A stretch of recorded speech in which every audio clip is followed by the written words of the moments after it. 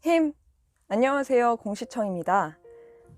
여러분, 시험 문제를 예상하면서 공부하고 계신가요? 그럼 친구가 공시 공부 잘하고 있니? 과목별로 빈출 문제 20개 뭐야?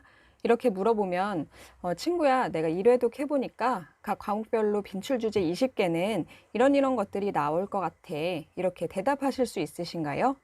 시험 문제를 예상하면서 공부하는 사람이랑 그렇지 않은 사람이랑은 공부 방법과 결과에 분명히 차이가 생깁니다.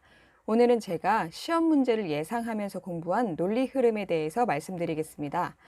공부 방법은 누구나 다를 수 있으니까 이 방법을 도출한 논리 과정을 잘 보시면서 자신에게 맞게 적용하시면 반드시 더 빠르게 합격하는 데 도움이 될 것이라고 확신합니다.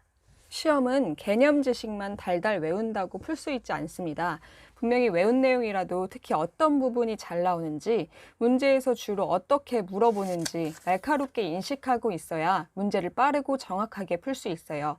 그래서 저는 시험 문제를 예상해야 했습니다. 국어의 의문론을 예로 들어볼게요. 국어 문법의 이해 파트에는 의문론, 형태론, 통사론, 의미론, 담화론이 있는데 그 중에서 의문론은 500쪽이 넘는 기본서에서 단 14쪽 분량 정도만을 차지하고 있습니다. 의문론만 해도 목차가 이렇게 되어 있는데 의문과 음절의 개념, 국어 의문의 체계, 의문 현상, 네, 이렇게 되어 있는데 여기 내용 하나하나를 다 외우면서 지엽적인 양까지 무한정 추가하면은 500쪽이 넘는 기본서에 암기해야 할 내용이 5만 개 정도는 되지 않을까요? 사실 100점을 받을 수 있는 가장 좋은 방법은 다 외워버리는 거잖아요. 그런데 저는 시간이 없었고 모든 것을 세세히 외울 수 있을 만큼 머리도 좋지 않았어요. 그래서 어디 부분이 더 나올 가능성이 높은지 파악하면서 예상해야 했습니다. 그래서 선제국어 기출문제집을 분석해 봤는데요. 선제국어 기출문제집에는 의문론 파트에 대한 대표 기출문제가 33번까지 들어있었어요. 그래서 저는 목차에 문제가 어떻게 나오는지 표시했습니다. 이거는 제가 목차에 문제를 표시한 건데요.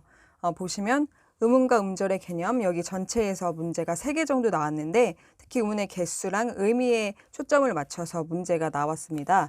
그리고 국어 의문의 체계를 보시면은 이 전체에서 10개의 문제가 나왔는데 자음이 4개, 모음이 3개, 소리의 장단이 3개 정도 나왔고 특히 자음에서는 파열음, 파찰음, 마찰음을 구별하는 이 3가지 포인트가 많이 나왔었습니다.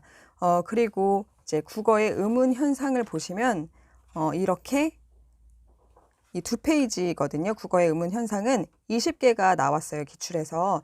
의문의 변동과 종류 구별하는 문제가 9개 있었는데 특히 함정선지로 국외음화, 된소리 내기, 사이소리 문제들이 들어있었어요.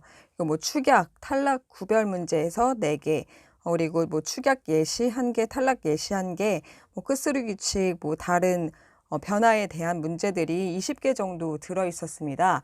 아까 목차만을 봤을 때는 이 모든 게 다 외워야 할 것으로 느껴졌지만 제가 선제국어 기출실록을 이용해서 이 단원의 문제들을 분석해 보니까 특히 더 집중적으로 문제가 나오는 부분들을 파악할 수 있었어요. 제가 나름대로 문제가 어디에서 나오는지 분석하면서 공부했는데 분석하다 보면 통합형 문제의 경우에는 이 문제는 어디서 나온 문제다라고 구별이 명확하지 않을 수도 있어요.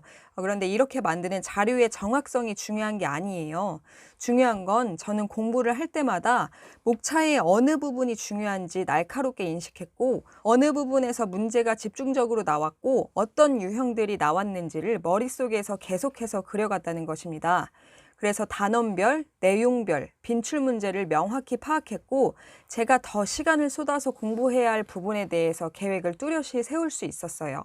그리고 문제가 나올 때 그냥 이 내용으로 옳은 것은 이렇게만 나오지 않잖아요. 그래서 문제를 볼 때 개념 지식의 어느 측면을 묻고 있는지 의식적으로 파악했어요. 예를 들어서 어떤 개념 지식이 있으면 이 내용에 대한 방법, 아니면 흐름 순서, 종류 유형, 예시, 조건, 예외, 구별, 결과, 효과 이런 식으로 다양한 측면들을 물을 수 있겠죠. 이것도 모든 문제를 다 이렇게 정확하게 나눌 수는 없지만 이 개념은 보통 문제에서 어떤 측면을 묻는지 의식적으로 파악하면서 공부하면 개념과 문제를 보는 초점이 달라지고 지식을 더 효율적으로 받아들이고 활용하는 눈이 생겨요. 여러분들 한번 생각해 보세요. 그냥 1쪽부터 300쪽까지 세세하게 열심히 모든 걸 외우는 사람이랑 시험에 어떤 부분이 자주 나오는지 빛을 비추면서 공부하고 문제에서 어떤 부분을 묻는지 머릿속에서 지도를 그리면서 공부하는 사람이랑 어떤 사람이 더 시험에 나오는 문제를 잘 예상할까요? 저는 목차나 단원에 자주 나오는 부분을 체크하면서 공부할 내용의 우선순위를 세우고 어떤 부분이 빈출되니까 다음 시험에 나올 수 있겠다. 3, 4년 동안 이 부분이 많이 나왔으니까 이제 이 부분에서 나올 차례겠다. 이런 식으로 시험에 나올 문제들을 나름대로 정리하고 예상하면서 공부했습니다. 물론 예상한 대로 시험 문제가 나오지 않을 수 있어요. 그런데 이렇게 공부하면 우리는 공시생의 입장에서 공부만 하는 것이 아니라 출제자의 시선으로 공부하는 것이에요. 훨씬 더 효율적으로 날카롭게 공부할 수 있고 공부를 할수록 자신에 대한 확신을 가지면서 공부할 수 있습니다. 현재까지 어떤 방식으로 공부했는지 돌아보시고 저의 공부 방법과 비교하신 다음에 필요한 부분만 쏙쏙 골라서 적용하신다면 반드시 더 빠르게 합격하실 수 있을 거예요.